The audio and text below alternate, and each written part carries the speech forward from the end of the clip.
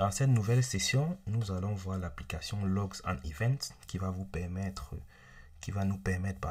de rechercher des données dans notre Data Lakehouse Grell. C'est pour cela qu'il est bien marqué ici. Comme vous êtes dans l'application Log and Event, on vous dit elle est construite autour de Grell. Donc, la première chose qu'on remarque, c'est déjà la barre de filtre dont on est aujourd'hui habitué, qui va nous permettre de filtrer les éléments à afficher. La barre qui est très importante, qui est bien spécifique à Logs and Events, c'est la barre de résultats de recherche qui est là. Donc, dans cette barre, vous remarquez qu'il y a déjà un concept de données. Donc, bien évidemment, lorsqu'on va rechercher, Log and Event va nous donner la quantité, le volume en termes de mégabits de données qui ont été consultées pour pouvoir afficher notre résultat. Ensuite, il nous donne aussi un temps d'exécution. Il vous dira, j'ai pris tel nombre de temps pour exécuter votre requête. Et puis, à côté, vous avez cette petite notification qui va vous informer sur les éventuelles limites que vous pourrez rencontrer pendant vos phases de recherche. Donc, prenez bien ces éléments en compte. Donc, déjà, au niveau de notre tableau, donc vous voyez les informations sont affichées ici sous forme de tableau. Donc, actuellement, on a 3 colonnes et donc vous avez un petit bouton formater votre tableau qui vous permettre de jouer sur la manière avec laquelle votre tableau est affiché. Donc, par exemple, vous pouvez décider que désormais, je souhaite par exemple que le log level soit affiché au niveau de mon tableau. Donc, tout ce que j'ai à faire, c'est cliquer et sélectionner log level. Donc, désormais, vous voyez bien que le log level s'affiche. Et donc, lorsqu'on regarde le log level, on se rend compte qu'on a des événements de type info, on en a de type non, donc on en a différents. Donc, bien évidemment, vous pouvez venir aussi dans les filtres et vous pouvez commencer à dire, je veux par exemple uniquement les événements de type error. Bien évidemment, à chaque fois que vous appliquez des filtres, il faut rejouer la query. Soit vous faites run query, soit dans la petite pop-up qui s'affiche, vous faites run query. Et donc, on va voir que désormais, en termes de log level, on n'a plus que les log level de type error qui sont précisés là. Donc, bien évidemment, vous pouvez aussi jouer, si on est sur des cas de logs, on peut voir le fichier de source. Donc, on peut prendre le log.source et ensuite, vous pouvez prendre le va-log message. Donc, vous voyez, on a utilisé deux filtres qui sont des filtres assez connus lorsqu'on fait de l'observabilité. Ça s'appelle le level, ça s'appelle les log source. Mais vous pouvez, dans des scénarios, vous ne savez pas trop comment retrouver les filtres. Et c'est pour cela que Dynatrace a intégré cette autre colonne.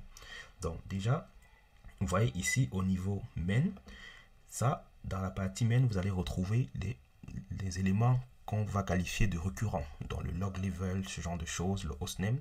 Donc, c'est ça que vous retrouvez dans la partie main. Si vous voulez travailler sur des événements plus orientés AWS, à ce moment, vous pouvez venir dérouler côté AWS et donc vous avez les filtres qui peuvent filtrer au niveau de vos ressources AWS. Donc, vous pouvez juste sélectionner les éléments. Et si dans nos données, on avait une donnée de type AWS ARN, à ce moment, on aurait eu la liste des événements. Donc, lorsque la liste est vide comme ça, c'est pour dire que dans notre cluster Grell, on n'a pas de données liées à aws.arn. Et c'est comme ça que vous pouvez retrouver les filtres si vous travaillez sur du Kubernetes, sur une base de données, sur des machines. C'est comme ça que vous pouvez facilement retrouver les filtres. Si vous connaissez le nom d'un filtre, vous pouvez le rechercher directement ici.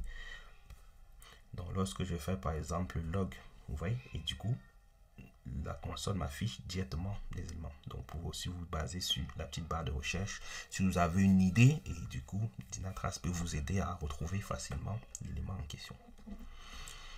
Donc, on a vu le bouton Format qui permet de réorganiser notre tableau. Un autre bouton qui est aussi très important, c'est le bouton Action. Donc, lorsque vous cliquez sur le bouton Action, ça vous permet, on avait déjà vu le bouton Pin to Dashboard qui permet d'envoyer le résultat de notre filtre dans un tableau de bord. Mais dans ce cas, on a deux autres boutons. Bien évidemment, les boutons sont assez parlants. Dans le premier cas, on exporte les données sous forme JSON et dans le deuxième cas, on les exporte au format CSV.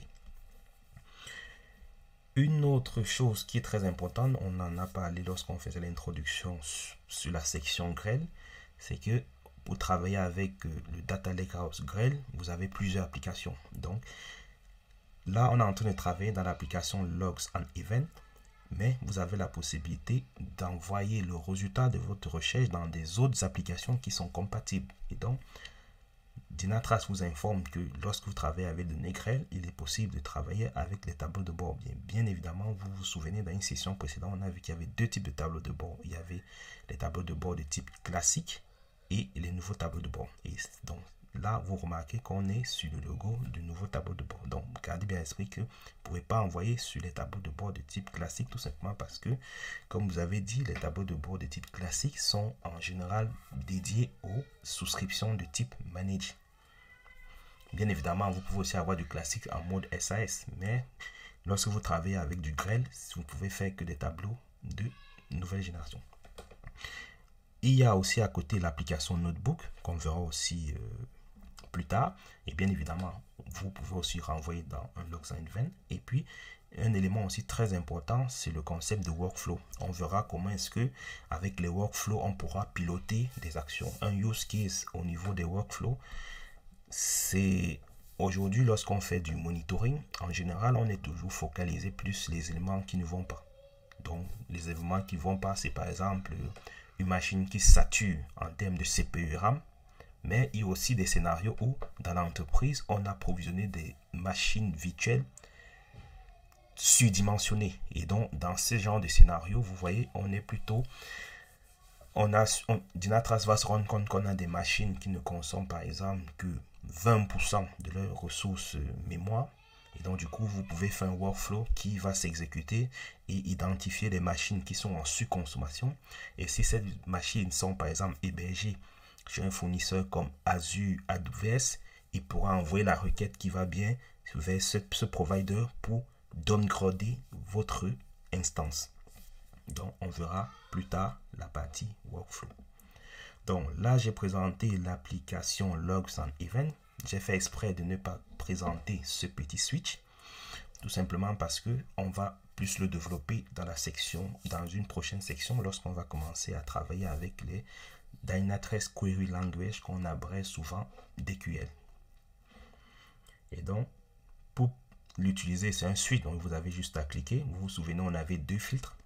Et donc, automatiquement, nos deux filtres qu'on a rajoutés ont été transformés par l'application en configuration DQL. Donc, on verra plus tard comment est-ce que on peut jouer sur ces éléments. Donc, déjà, pour voir déjà la première manipulation, vous vous souvenez, au niveau du log level, on avait limité qu'on ne voulait que les log level de type error.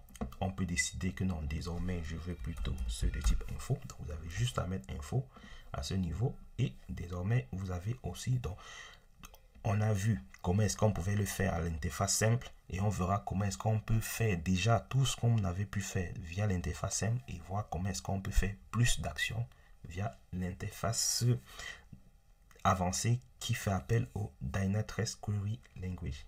Donc, bien évidemment, vous pouvez décider de supprimer le filtre. Donc, vous voyez ici, on a un AND. Donc, vous pouvez décider de supprimer le filtre et puis d'exécuter votre requête. Et donc, désormais, on retrouve bien l'ensemble des log levels.